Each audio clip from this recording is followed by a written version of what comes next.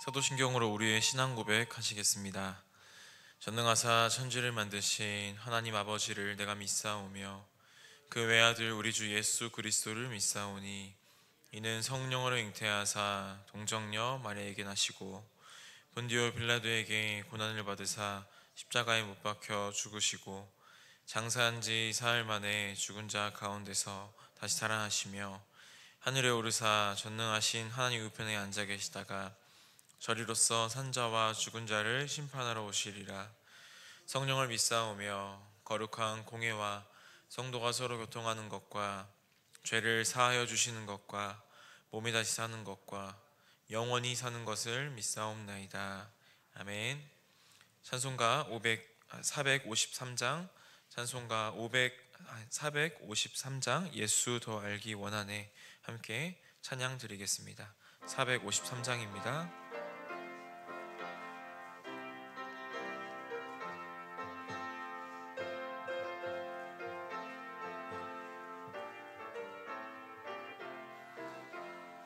예수 더 알기 원하네. 크고도 넓은 은혜와 대속해 주신 사랑을 간절히 알기 원하네.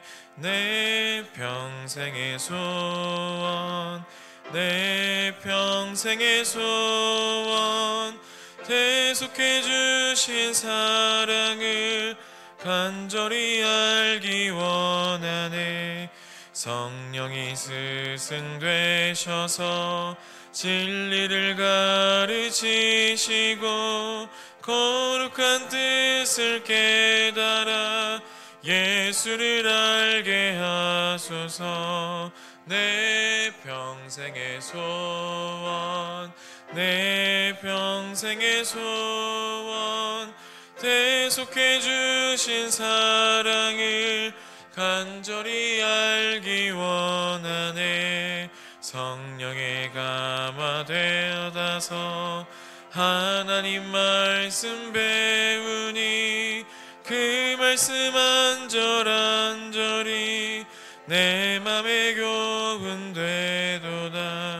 내 평생의 소원, 내 평생의 소원, 대속해 주신 사랑을 간절히 알기 원하네. 예수가 계신 보좌는 영광에 둘려 있도다. 평화의 왕이 오시니 그 나라 왕성하도다. 내 평생의 소원, 내 평생의 소원, 대속해 주신 사랑을 간절히 알기 원하네. 아멘. 오늘 우리가 함께 나눌 말씀은 누가복음 24장 36절부터 53절의 말씀입니다. 누가복음 24장 36절부터 53절까지의 말씀입니다. 제가 가진 성경으로는 신약 140면쯤에 있는 누가복음 24장 36절부터 53절까지의 말씀을 한 절씩 교독하신 후에 마지막 절은 합독하도록 하겠습니다. 이 말을 할 때에 예수께서 친히 그 가운데 서서 이르시되 너희에게 평강이 있을지어다 하시니 그들이 놀라고 무서워하여 그 보는 것을 영으로 생각하는지라. 예수께서 이르시되 어찌하여 두려워하며 어찌하여 마음에 의심이 일어나느냐. 손과 발을 보고 나인 줄 알라. 또 나를 만져보라. 영은 살과 뼈가 없으되 너희 못 나는. 이 말씀을 하시고 손과 발을 보이시나 그들이 너무 기쁨으로 아직도 믿지 못하고 놀랍게 여길 때에 이르시되 여기 무슨 먹을 것이 있느냐 하시니 이에 구운 생선 한 토막을 드리니 그 앞에서 잡수시더라. 또 이르시되 내가 너희와 함께 있을 때에 너희에게 말한 바 곧 모세의 율법과 선지자의 글과 시편의 나를 가리켜 기록된 모든 것이 이루어져야 하리라 한 말이 이것이라 하시고 그들의 마음을 열어 성경을 깨닫게 하시고, 또 이르시되 이같이 그리스도가 고난을 받고 제3일에 죽은 자 가운데서 살아날 것과 예루살렘에서 시작하여 모든 족속에게 전파될 것이 기록되었으니 너희는 이 모든 일의 증인이라. 볼지어다 내가 아버지께서 약속하신 것을 너희에게 보내리니 너희는 위로부터 능력으로 입히실 때까지 이 성에 머물라 하시니라. 예수께서 그들을 데리고 베다니 앞까지 나가사 손을 들어 그들에게 축복하시더니 그들을 떠나 하늘로 올려지시니 그들이 그에게 경배하고 큰 기쁨으로 예루살렘에 돌아가 늘 성전에서 하나님을 찬송하니라. 아멘. 이른 새벽 하나님께 예배하러 나오시면서 8분의 성도님께서 1000번째 예물을 하나님 앞에 드리셨습니다. 오늘도 이 새벽 예배에 나오신 모든 성도님들을 환영하고 축복하고 주님의 이름으로 사랑합니다. 오늘 이 새벽에도 하나님께서 하늘 문을 여시고 우리의 하나님의 말씀을 듣는 우리에게 신령한 복을 충만하게 내려주실 줄 믿습니다. 아멘. 사랑하는 성도 여러분, 지난 주일 우리는 예수님이 다시 살아나셨다는 놀라운 부활의 소식을 함께 기뻐하며 찬양했습니다. 성도 여러분, 그 감격이 아직도 마음속에 남아 계십니까?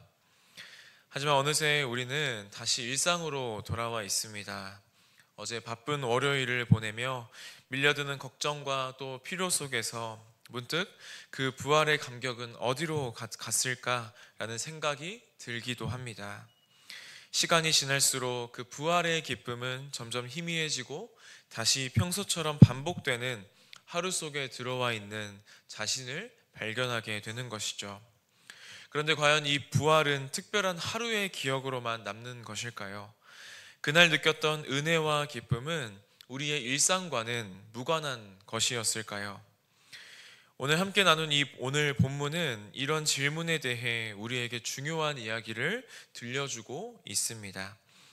예수님이 부활하신 이후에 제자들에게 나타나신 그 장면을 통해 우리는 부활이 단지 과거의 사건이 아니라 지금 오늘을 살아가고 있는 우리의 삶과도 깊이 연관되어 있고 연결되어 있다는 것을 느낄 수가 있는 것이죠.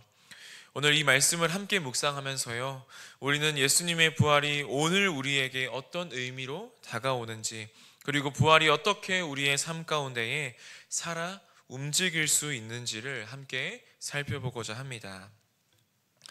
오늘 말씀은 어제 말씀과 이어지는 내용입니다.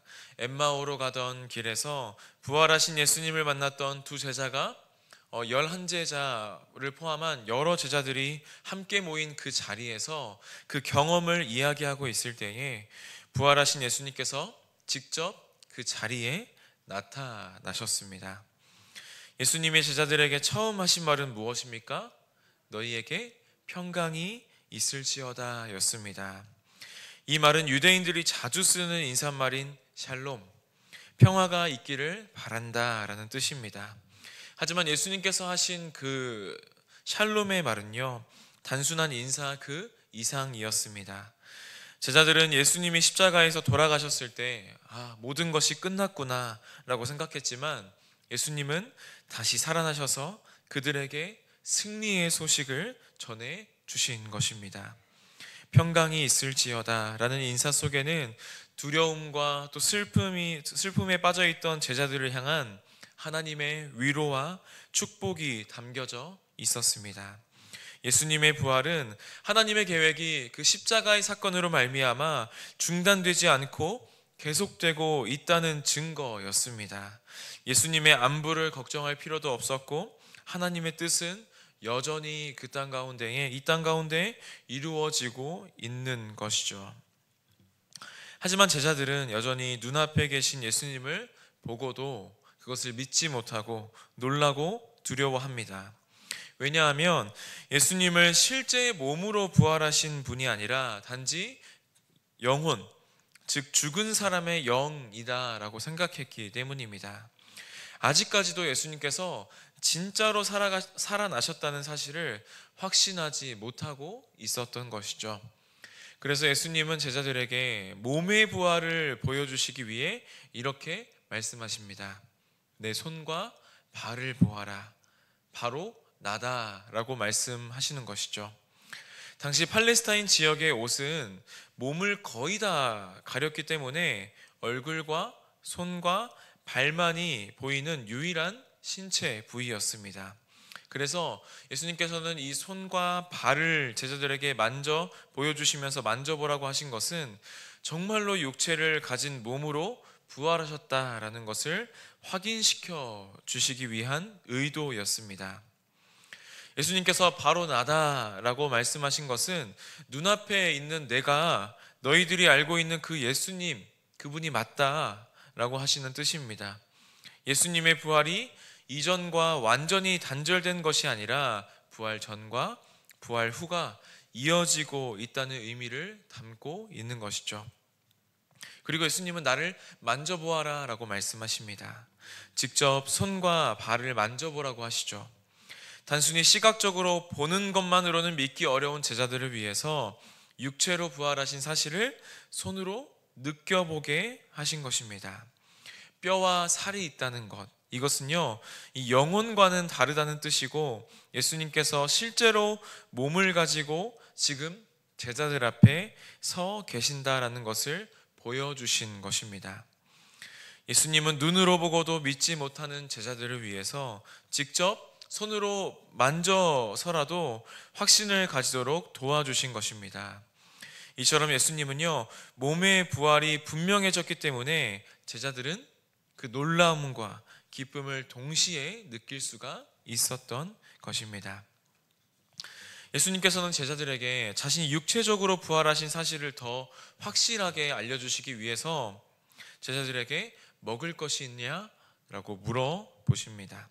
그리고 제자들은요, 자신들이 가지고 있는 이 구운 생선 한 조각을 예수님께 드립니다. 그리고 예수님은 그 생선을 직접 드시면서 자신이 진짜 살아있는 육체를 가진 몸이라는 것을 보여주시고 증명하십니다. 예수님은 언제나 사람들의 삶의 자리 가운데에 그들의 일상 한복판에 함께 하셨습니다. 예수님은 사역 그 공생애 내내 많은 사람들의 일상 가운데 함께 하셨죠. 누가복음은 이러한 식사의 장면을 통해서요, 부활하신 주님이 어디에 계시는지를 보여주고 있습니다. 주님은 예배당의 장엄한 분위기나 고요한 기도 시간만이 아니라 우리가 밥을 먹고 이야기하고 걱정하고 웃는 바로 그 자리, 가장 평범한 식탁 위에 계신다라는 사실입니다. 그러나 이 장면에는 단지 친근함과 위로만이 담긴 것은 아닙니다.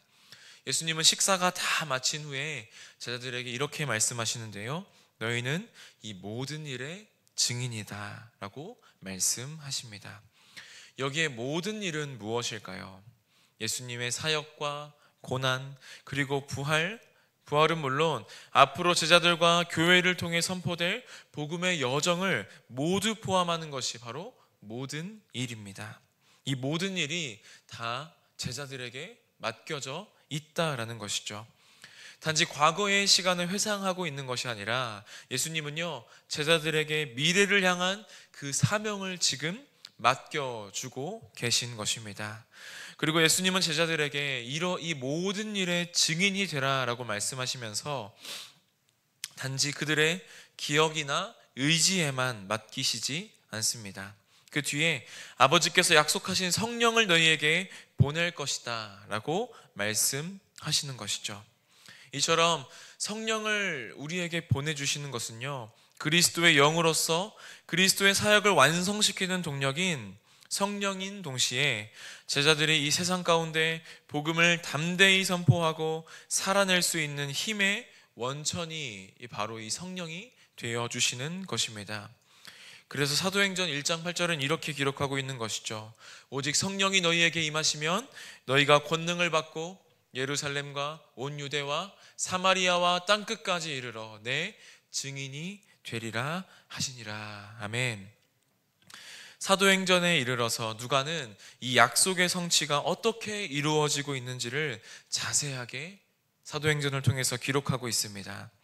그리고 실제로 제자들은 이 성령을, 예수님께서 약속하신 이 성령을 힘입어서 복음을 담대하게 전파하고 그리스도의 부활을 세상에 증언하는 삶을 살아가게 되는 것입니다.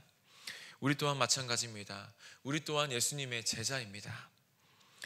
우리도 성령을 힘입어서 예수 그리스도께서 맡기신 그 증인의 사명을 우리 또한 감당해야 한다라는 것입니다. 여기서 중요한 점은 무엇일까요? 예수님이 성경을 해석해 주시고 함께 식사를 나누는 그 자리가 제자들이 예수님의 정체를 온전히 깨닫게 되는 계기가 되었다라는 점입니다. 그래서 오늘 본문 27절을 보시면요, 예수님께서 모든 성경에 나에 대해 기록된 것을 풀어 설명하셨다라고 말하고 있습니다. 그 해석의 핵심은 무엇이냐면 고난과 부활입니다. 이처럼 누가복음은 제자들이 단지 예수님의 부활을 본 목격자일 뿐만이 아니라 복음의 핵심인 십자가와 부활, 그리고 회개의 메시지를 세상에 전할 사명을 지닌 증인들임을 강조하고 있는 것이죠. 그런데 이 사명의 시작점이 어디입니까? 바로 식탁입니다. 그 물고기, 구운 고기 한 마리를 먹고 나누는 그 식탁이었다라는 것이죠. 예수님은 교회를요, 화려한 성전이 아니라 식사의 자리, 아주 평범한 식사의 자리에서 다시 시작하셨다라는 것을 우리는 살펴볼 수 있습니다. 이것이 오늘날 우리의 교회와 그리스도인이 지향해야 할 방향을 명확하게 보여주고 있습니다. 교회는 단지 웅장한 건물이나 정교한 예식으로 존재하는 것이 아닙니다. 교회는 예수님을 기억하며 그분이 보여주신 삶을 따라 살아가는 부활의 공동체라는 것이죠. 서로를 환대하고 우리의 이웃들에게 우리가 가진 것을 나눠주고 서로의 슬픔과 기쁨에 공감하고 함께 늦더라도 함께 동행하는 그러한 동행 속에서 우리는 그분의 부활을 드러내는 증인이 될 수 있는 것입니다. 지난 주일 우리는 부활절을 맞이했습니다. 그러나 그 감격은 부활절 하루, 1년에 한 번의 기념일로 끝나는 것이 아니라 우리가 살아가는 매일의 삶 속에서 계속되어야 할 부활의 여정이라는 것을 우리가 기억하며 나아가기를 소망합니다. 예수님께서 식탁 위에서 제자들과 함께 하신 것처럼 오늘도 우리의 삶의 가장 평범한 그 자리에서 그 예수 그리스도를 만날 수가 있는 것입니다. 우리 가정 속에서의 대화 속에서, 직장에서의 선택 속에서, 우리 친한 친구와의 식탁의 교제 가운데서, 이웃들과 나누는 따뜻한 나눔 속에 그곳이 바로 부활하신 주님이 계신 자리인 줄 믿습니다. 그러므로 부활절이 지난 지금이야말로 진짜 부활의 삶이 시작되는 순간입니다. 교회는 예수님의 고난과 부활을 기억할 뿐만 아니라 그것을 살아내야 하는 공동체인 줄 믿습니다. 사랑하는 성도 여러분, 그리고 교회 되신 여러분, 주일 하루의 신앙이 아니라 월요일부터 토요일까지도 주님과 동행하며 복음을 살아내는 우리 모두가 되기를 주님의 이름으로 소망합니다. 그것이 바로 이 모든 일의 증인으로 살아가는 길인 줄 믿습니다. 오늘 하루도 부활의 기쁨을 우리의 삶 속에 새기며 지금 여기의 삶에서 그 이 모든 일의 증인, 십자가와 이 부활의 증인의 삶을 살아가며 예수님의 삶을 본받아 걸어가는 우리 모두가 되시기를 주님의 이름으로 축원드립니다. 축원합니다. 아멘. 우리 기도하시겠습니다. 사랑과 은혜가 풍성하신 아버지 하나님 감사합니다. 아버지, 지난 주일 우리는 부활절을 맞이하며 예수 그리스도의 부활을 함께 기뻐하며 함께 선포했습니다. 그러나 우리가 그 부활절만이 부활의 기쁨을 누리는 시간이 아닌 줄 우리가 다시 한번 기억하며 나아갑니다. 아버지, 우리의 이 부활의 감격이 다 1년에 한 번의 기념일로 끝나는 것이 아니라 매일의 삶 속에서 계속되기를 소망하며 부활의 여정을 살아가기를 소망합니다. 예수께서 식탁 위에서 제자들과 함께 하신 것처럼 오늘 우리도 삶의 가장 평범한 자리에서 예수 그리스도를 만나길 소망합니다. 아버지, 부활하신 주님을 우리의 모든 평범한 일상 속에서 만나게 하여 주시고 진짜 부활의 삶을 우리의 평범한 일상 속에서 살아가며 그것을 살아내며 부활을 기억하는 우리가 되기를 주님의 이름으로 아버지 소망합니다. 이 모든 일의 증인으로 살아가게 하여 주시고 오늘 하루도 부활의 기쁨을 삶 속에 새기며 예수님의 삶을 본받아 걸어가는 우리 모두가 될 수 있도록 주님 인도하여 주시옵소서. 아버지, 이 새벽에 나아오시면서 빈손으로 나아오지 않고 하나님 앞에 이 부활의 감격과 또 은혜를 선포하며 하나님 앞에 예물 드린 손길들 있습니다. 주님, 이 예물을 주님께서 기뻐 받아주시고 이 예물이 하나님의 나라가 이루어지고 하나님을 사랑하고 이웃을 사랑하는 귀한 사역 가운데에 잘 사용될 수 있도록 인도하여 주시고 드린 손길도 한 분 한 분 주님께서 기억하여 주셔서 하나님, 드릴 수 있는 우리의 마음과 삶의 여건을 허락하여 주시고 하나님 앞에 드릴 때에도 우리가 하나님 앞에 받았음을 고백하는 귀한 우리 성도님들 될 수 있도록 인도하여 주시옵소서. 모든 것 감사드리며 예수 그리스도 이름으로 기도드립니다. 아멘. 하늘에 계신 우리 아버지여, 이름이 거룩히 여김을 받으시오며 나라의 임하옵시며 뜻이 하늘에서 이룬 것 같이 땅에서도 이루어지이다. 오늘날 우리에게 일용할 양식을 주옵시고 우리가 우리에게 죄 지은 자를 사하여 준 것 같이 우리의 죄를 사하여 주옵시고 우리를 시험에 들게 하지 마옵시고 다만 악에서 구하옵소서. 대개 나라와 권세와 영광이 아버지께 영원히 있사옵나이다. 아멘.